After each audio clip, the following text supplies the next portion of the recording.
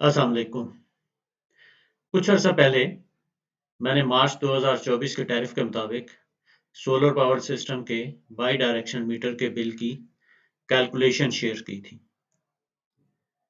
कुछ दोस्तों ने मेरी तवज्जो कराची इलेक्ट्रिक बिल कैलकुलेशन की तरफ मबजूल करवाई, क्योंकि इसकी बिल कैलकुलेशन बाकी बिजली कंपनियों से मुख्तलिफ है। ये सवाल भी पूछा गया कि क्या ये कैलकुलेशंस नेपरा की गाइडलाइन के मुताबिक हैं और कराची के लिए कौन सा सोलर सिस्टम सबसे बेहतर और इकोनॉमिकल रहेगा। हम इस वीडियो में सबसे पहले कराची इलेक्ट्रिक का सोलर पावर बिल की कैलकुलेशन को देखेंगे। फिर हम देखेंगे क्या ये नेपरा की गाइडलाइन के मुताबिक है, और सबसे आखिर में हम ये देखेंगे कि कौन सा सोलर सिस्टम कराची के लिए, खासतौर पे कराची इलेक्ट्रिक के यूजर्स के लिए सबसे ज्यादा मुनाफा बख्श या इकोनॉमिकल है। आइए शुरू करते हैं। सबसे पहले के इलेक्ट्रिक के सोलर पावर बिल की कैलकुलेशन से। कराची इलेक्ट्रिक के बिल को समझने के लिए मैंने यहाँ पे एक रीसेंट बिल पेस्ट किया है। इसके अलावा मैंने कैलकुलेशन अपनी अलहदा से करके दिखाई है, ताकि हम समझ सकें कि बिल कैसे कैलकुलेट किया जाता है। कराची इलेक्ट्रिक अपनी एक्सपोर्ट्स को अलहदा बिल के तौर पे कैलकुलेट करती है, और जो कराची इलेक्ट्रिक की इंपोर्ट होती हैं उसको अलहदा 22 रुपये 42 पैसे के हिसाब से बिल करती है, या उसमें से मिनहा करके फाइनल बिल बनाती है।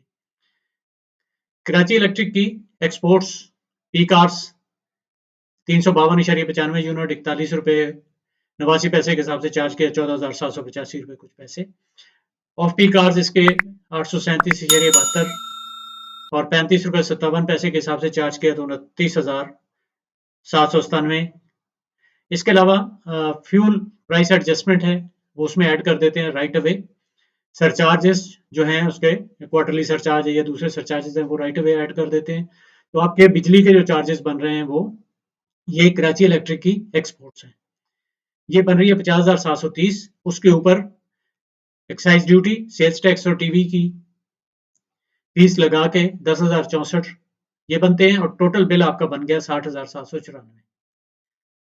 अब आपकी जो एक्सपोर्ट्स हैं या केई की जो इंपोर्ट है, कराची इलेक्ट्रिक की जो इंपोर्ट है, वो अलहदा से कैलकुलेट की जाती हैं। वो 1,556 यूनिट है और 22 रुपये 42 पैसे के हिसाब से इसको कैलकुलेट किया जाता है। तो ये 34,000 कुछ सौ बन रही है। इसको माइनस के साथ वो यहाँ पे लगाया हुआ उन्होंने नाम उन्होंने दिया बेनिफिट फ्रॉम नेट मीटरिंग। इसी तरह उस पर उन्होंने विद होल्डिंग टैक्स भी काटा है। मेरा ख्याल ये है कि ये जो यूजर हैं या प्रोड्यूसर हैं, ये नॉन फाइलर हैं। तो इस तरह नेट जो अर्निंग बन रही है वो 32,000 कुछ बन रही है। तो इस 60,000 में से 60,794 में से 32,000 माइनस करके, तो ये इनका बिल जो बन रहा है ये 28,617 रुपये नेट बिल बन रहा है।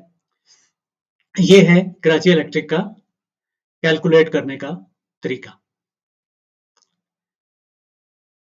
कराची इलेक्ट्रिक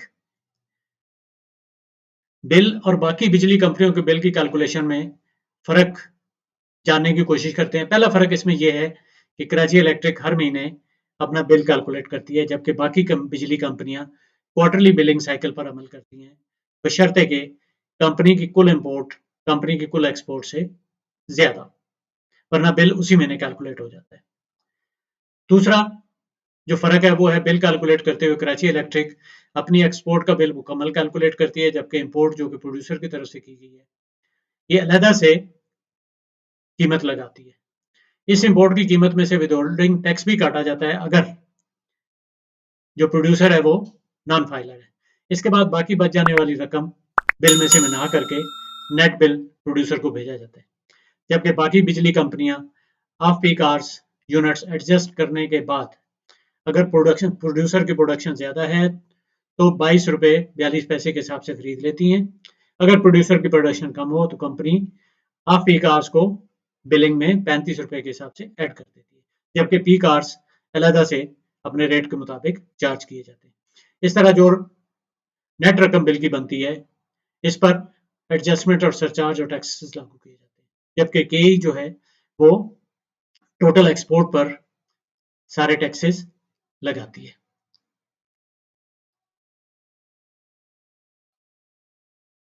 मैंने इसको समझने की कोशिश की कि कराची इलेक्ट्रिक का बिलिंग सिस्टम बाकी इलेक्ट्रिक कंपनियों के बिलिंग सिस्टम से मुख्तलिफ क्यों है।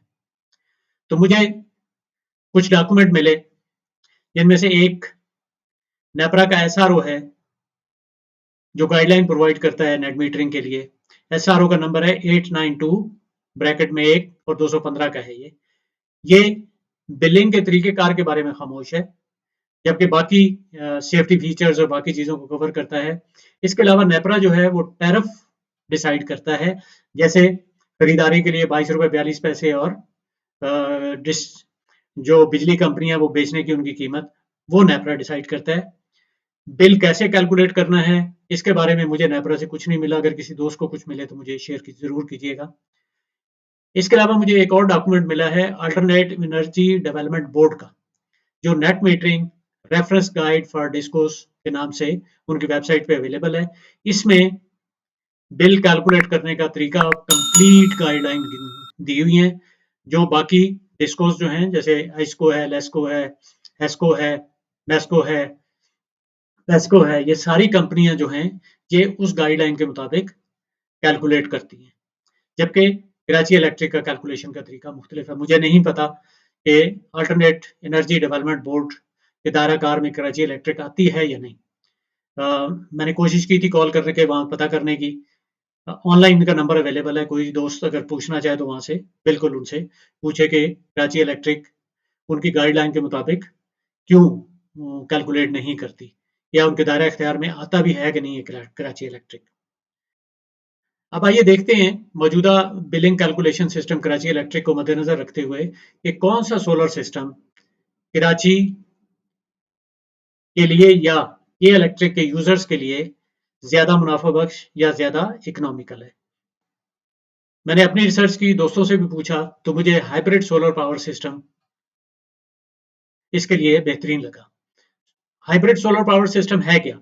उसमें आपकी नेट मीटरिंग अपनी जगह पे है, ग्रिड के साथ आप कनेक्टेड होते हैं, सोलर पावर बनती है, पहले आपके घर में कंज्यूम होती है ऑब्वियसली इन्वर्टर के थ्रू, उसके बाद आपको बाकी बिजली जो है आपकी कंपनी को चली जाती है।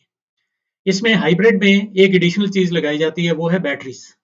बैटरीज आपकी एनर्जी बैंक के तौर पे काम करती हैं। इसमें दिन में ये बैटरीज फुली चार्ज हो जाती हैं। ये आप ऐसे यूपीएस वाला कॉन्सेप्ट समझ सकते हैं। उसके बाद बाकी जो बिजली बनती है घर में इस्तेमाल होती है, उसके बाद बैटरियां चार्ज होती हैं, उसके बाद जो बाकी बचती है वो इलेक्ट्रिक ग्रिड को चली जाती है। कराची इलेक्ट्रिक के केस में केई को चली जाएगी। और रात को जब आपके पैनल सोलर बिजली प्रोड्यूस नहीं कर रहे होते तो आपकी बैटरीज में जो एनर्जी सेव्ड है वो आप यूज करना शुरू कर देते हैं। अब वो डिपेंड करता है आपकी कैपेसिटी पे कि कितनी उसमें एनर्जी थी। हो सकता है आधी रात तक इस्तेमाल हो सकता है 3/4 रात इस्तेमाल हो जाए, और सुबह के वक्त आप ग्रिड से बिजली लेके इस्तेमाल करना शुरू कर दें। उस सूरत में ये होगा कि जो आपकी प्रोड्यूस बिजली है, जो आप 22 रुपए कुछ पैसे के हिसाब से अपनी इलेक्ट्रिक कंपनी को दे रहे होते हैं, वही आपकी बैटरीज में सेव हो जाती है, और वो आपके पीक आवर्स को भी कवर करती है, जो कि 41 रुपए 50 पैसे जमा टैक्स तकरीबन 55 रुपए के हिसाब से बनता है ये, 52 से 55 के दरमियान। और अगर उसमें फ्यूल एडजस्टमेंट और बाकी सरचार्जेस डाल लें तो ये तकरीबन 55 से 60 के दरमियान बनता है। तो वो जो 20 रुपए वाली यूनिट है बैटरीज में सेव करके वो आपको तकरीबन 35 से 40 रुपए एडिशनल पर यूनिट बचा के दे सकते हैं। अब बैटरियों की कास्ट इसमें एडिशनल है, वो आपको देखना पड़ेगा। लेकिन मेरे हिसाब से जो मैंने दोस्तों से चेक किया है वो यही है कि आपकी बैटरीज जो हाइब्रिड सिस्टम है वो इस सूरत हाल में जहां पे आपकी लोड शेडिंग ज्यादा है या आपकी कैलकुलेशन सिस्टम केई वाला है लोड शेडिंग कम होने के बावजूद, उस सूरत में आप हाइब्रिड सिस्टम लगवाएं, वो आपके लिए बहुत बेहतर रहेगा। अब हाइब्रिड सिस्टम कुछ दोस्तों ने पहले अनग्रिड सिस्टम लगवाया हुआ है, उसको आप हाइब्रिड कर सकते हैं। डिपेंड करता है आपका इन्वर्टर जो है क्या वो हाइब्रिड है।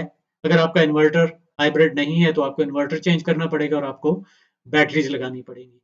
ये आप जो सर्विस प्रोवाइडर है, जो आपका सोलर पावर सिस्टम प्रोवाइडर है, वो आपको सही तौर पे बता सकता है, आपके प्रोज एंड कॉन्स करके दे सकता है, या अगर आप मुनासिब समझें तो मेरे साथ उसकी शेयर कर लें कोटेशन, तो मैं भी आपकी कुछ मदद कर सकता हूँ जितना मेरा इल्म है।